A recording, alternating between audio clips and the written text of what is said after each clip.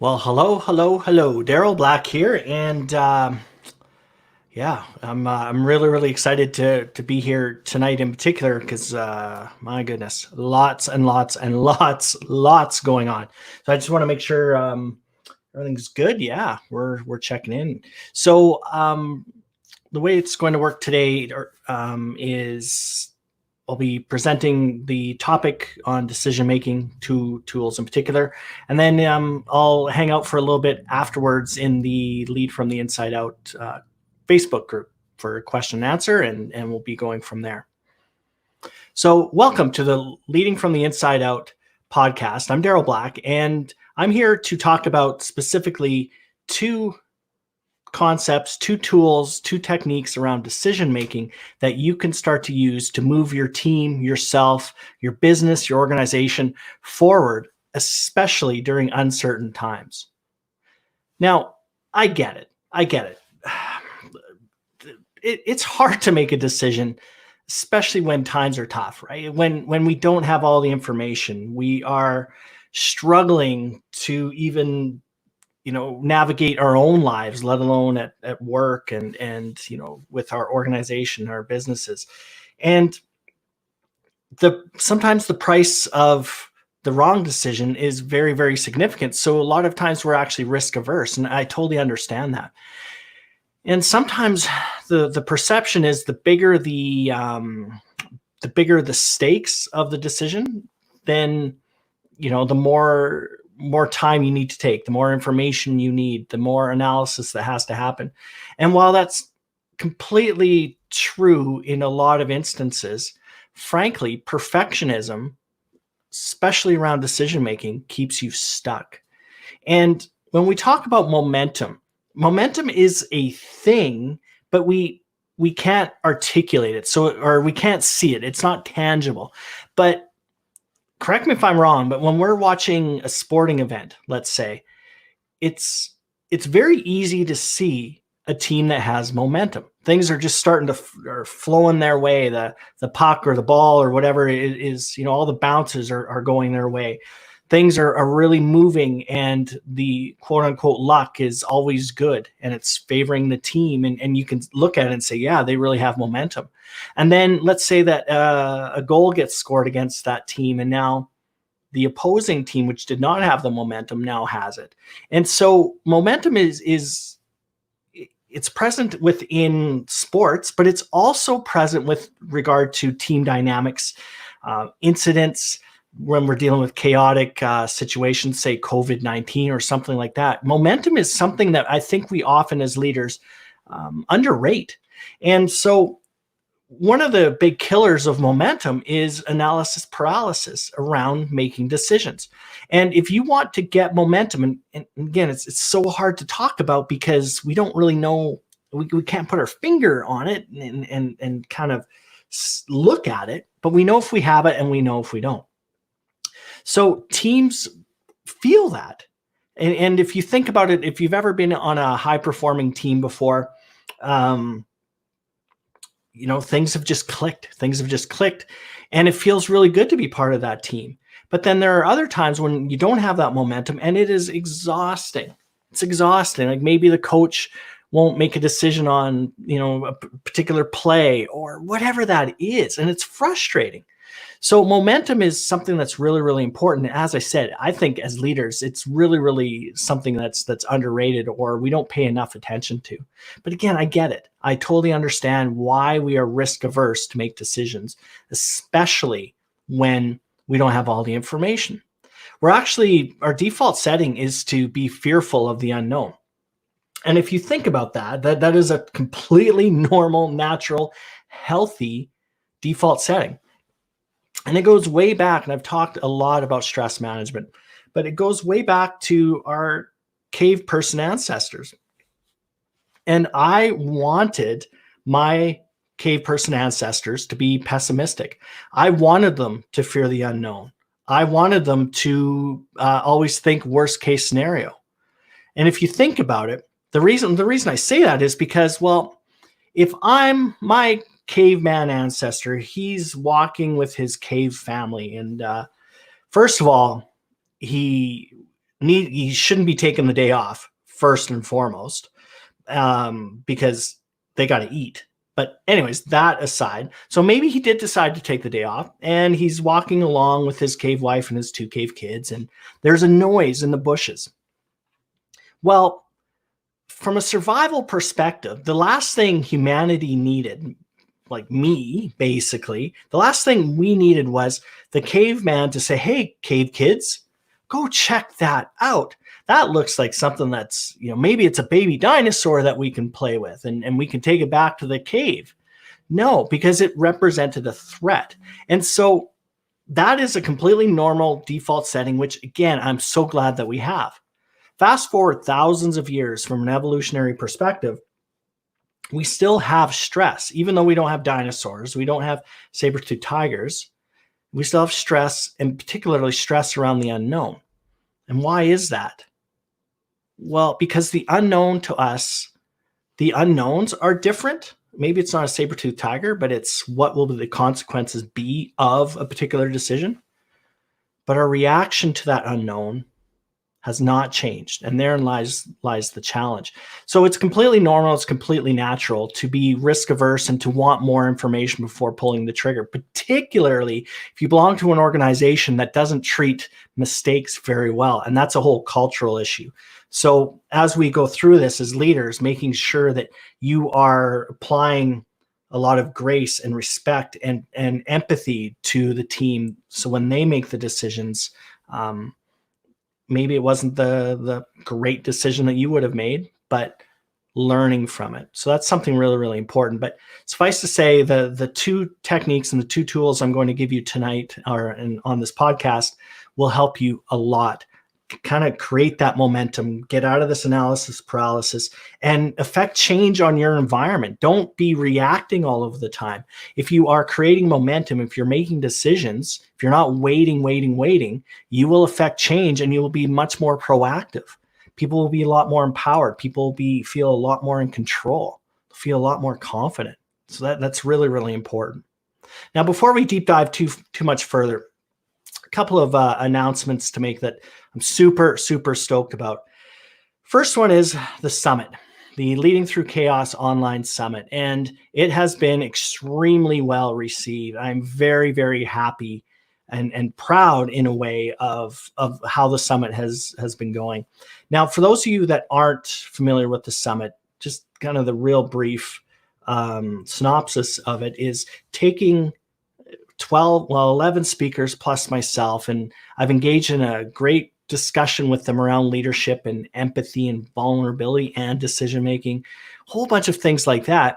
And we put it all together and are presenting it over the course of 4 days, 3 speakers each day. And each one has a unique take, some nuances around leadership. And the feedback has been great because the world needs it right now. This is a great topic to introduce, because as I record this, it's the quarantine of COVID-19, and I've had an executive from LinkedIn contact me yesterday evening. So he's in Ireland, so I'm all confused with timing. But anyways, he wants me to sit on a video panel talking about crisis leadership and leading through uncertain times with a number of HR individuals and C-suite executives and things like that. So it's a really, really timely topic for sure. And so if you haven't registered for the summit,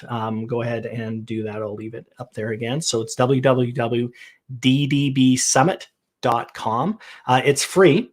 It's COVID free, I guess, if that's a term. So that's the first announcement. The next one is my podcast episode is dropping tomorrow. And so that is found on Apple and Spotify and Google platforms primarily.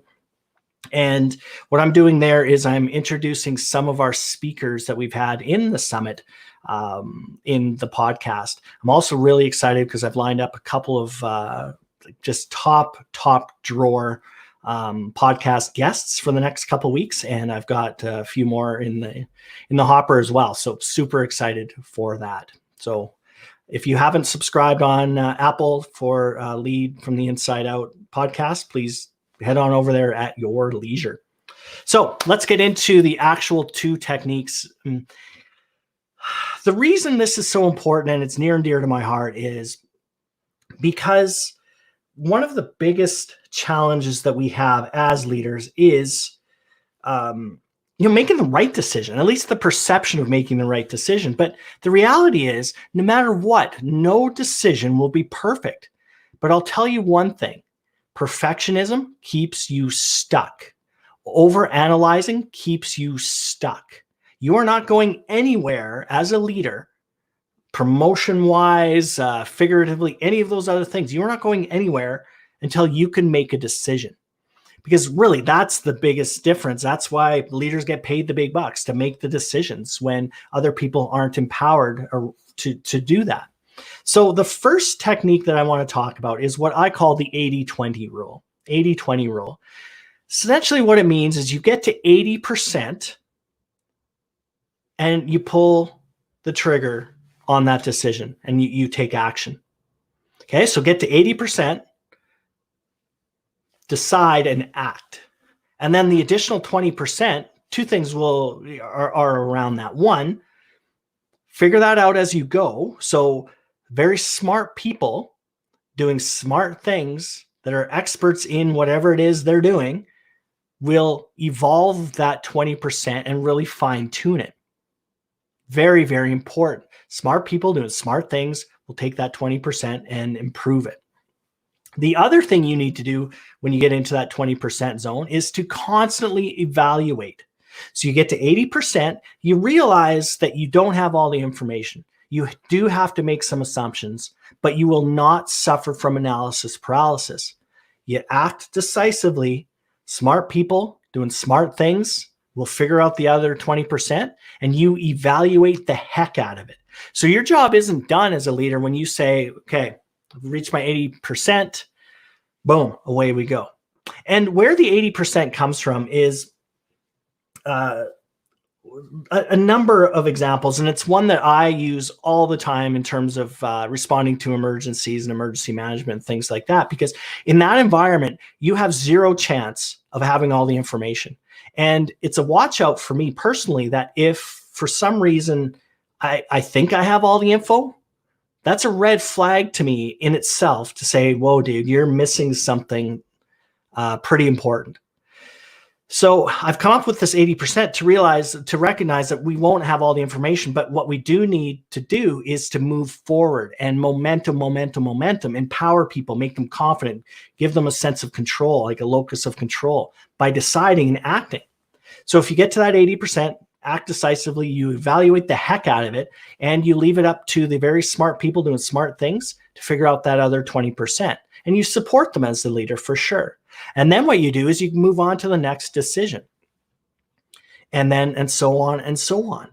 So what happens is you actually have a series of 80-20 decisions that have been made in the course of the time that you're waiting in a lot of other cases and suffering analysis paralysis to get all the information.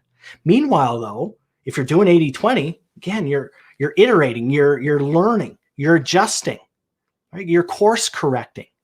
And that is so, so important. So we would much rather be leaders that are making decisions, iterating, changing, evaluating, and improving bit by bit each day than the leader that's like, oh, pump the brakes, this isn't going to work, for example. So that is the first technique, and we call it the 80-20 rule. The second one is what we call initiate or implement trigger points. Okay, trigger points.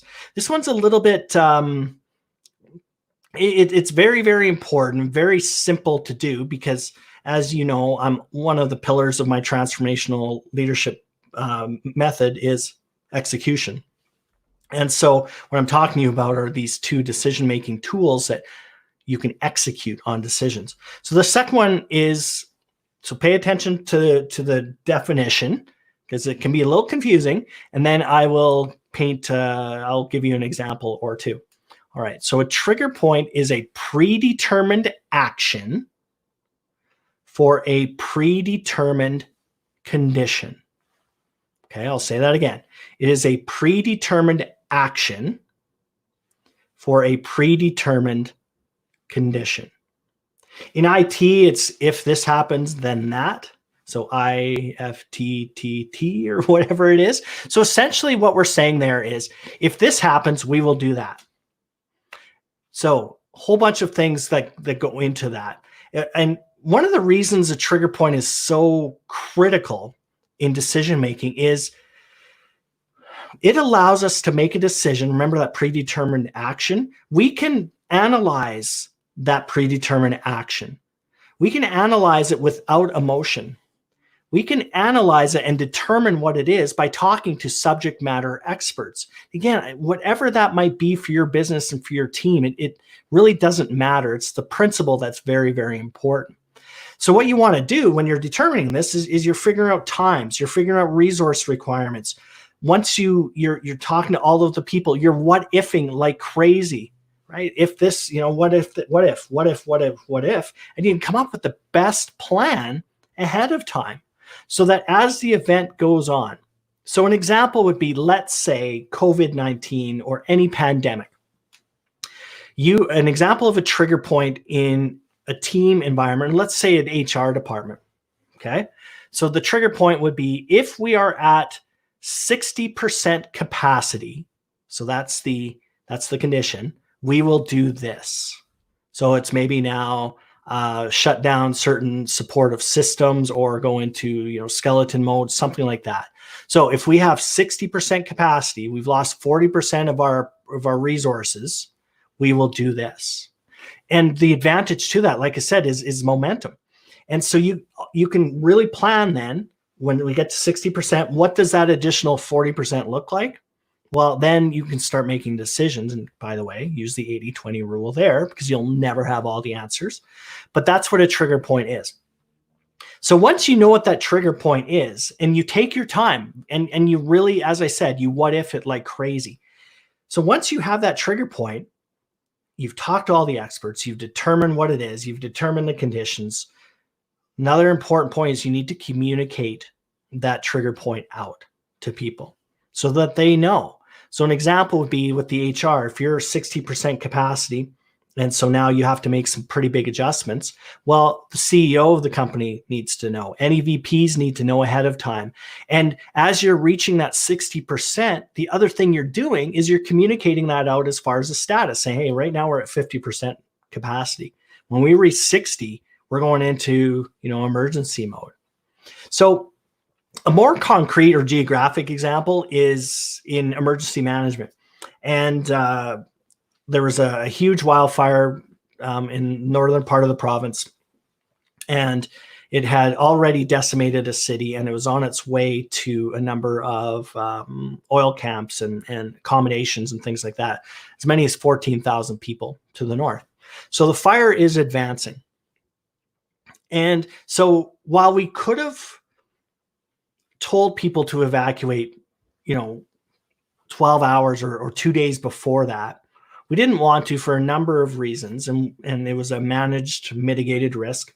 So we decided to come up with a trigger point to say that if this big wildfire reaches this geographic point, then we will trigger the evacuation. No ands, ifs, or buts. So when we talk about that geographic location, some of the things we took into account, for example, and apply this into the private sector in your own situation, we determined how fast it's moving. We determined how long it would take people to evacuate, how they're going to evacuate, all those other things. And it was a very unemotional decision so that sure enough, when the fire reached a particular geographic location, in our case, a particular highway, nobody had to radio back and ask permission and say, hey, hold on, what's happening with that? What do we do now? Everybody already had that trigger point. So once that fire reached that geographic point, that's what we communicated. We said, all right, the fire's there, and all of the moving parts, all of the people, all the agencies, all the amazing first responders, all of the private sector, everybody involved enacted their part of the plan. And what's really interesting, just as a bit of an aside, the feedback in what we call the Emergency Operations Center in this particular case was really interesting because the people that were working with us maybe weren't as used to these types of things as we were. And so there were 4 of us out of the 80 in this room. And the wonderful, amazing person working with me, that she was shadowing me because she was going to be taking over, after it was all said and done, after we had initiated the evacuation, she's like, "Hey, Daryl, can I talk to you?"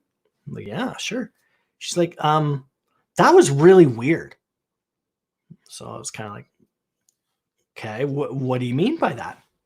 Well, she said, we expected the exact opposite when the fire reached this geographic location. We expected you guys to go like crazy and get all hectic. But she said it was the funniest thing because you 4 were the calmest in the room.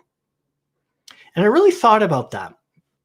And she was right. First of all, we were absolutely totally at peace, totally calm, totally confident in the decision. And the reason we were able to be like that is because we had already done all of the work ahead of time. We had already done the what ifs. We had already communicated it out. We already had contingency plans, all those other things. So we felt very comfortable with, once the fire reaches there, we're good. So those are the 2 techniques I wanted to talk to you about. The 80-20 rule: get to 80%, act, and let the 20% get figured out by smart people doing smart things, and evaluate the heck out of it, because you can make a lot more 80-20 decisions than you can making none when you have analysis paralysis. So if you're doing that, people have a sense of control, a sense of confidence. They're empowered. They're moving forward. They just feel really good about it. And the second one is the trigger point, which is a predetermined action for a predetermined condition. Okay, so those are the 2.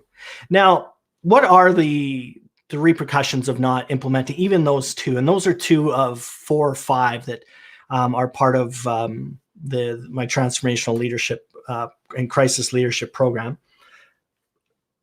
What are the ramifications if you don't do the 80-20 or you don't establish trigger points?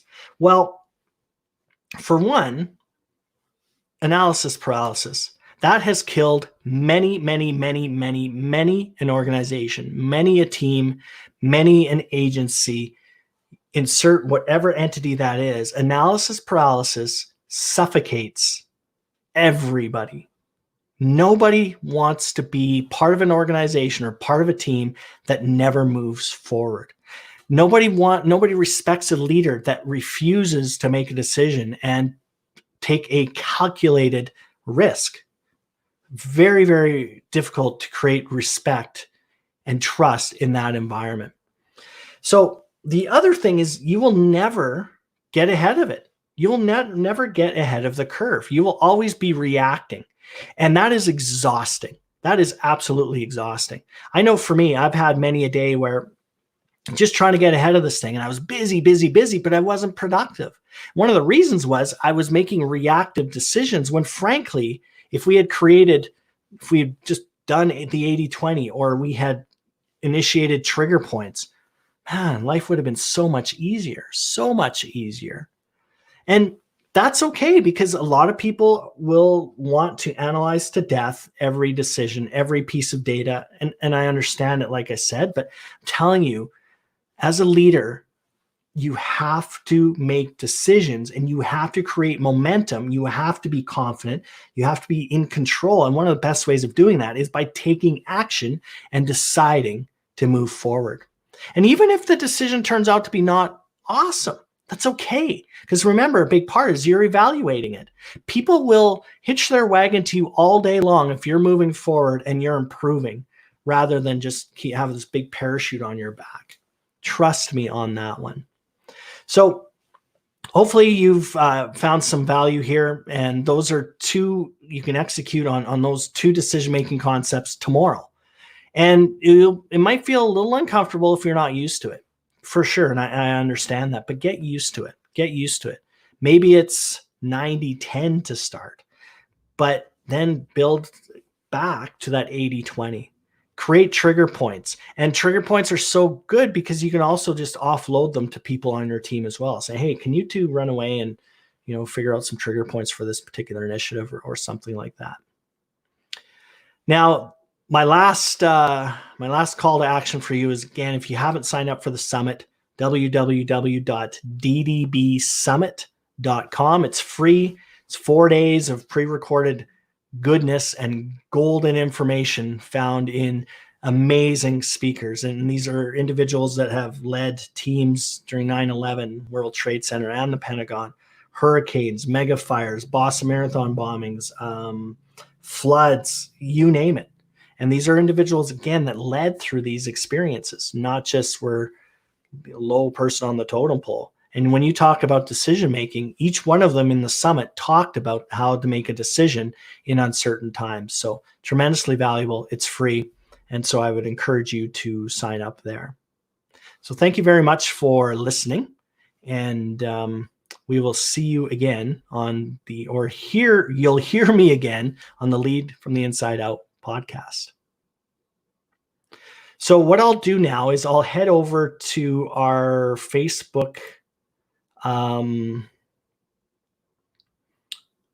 page. So hold on. Oh, all right. I don't know if I'll be able to do that, actually. Interesting. All right. So I'll see you over on the Lead from the Inside Out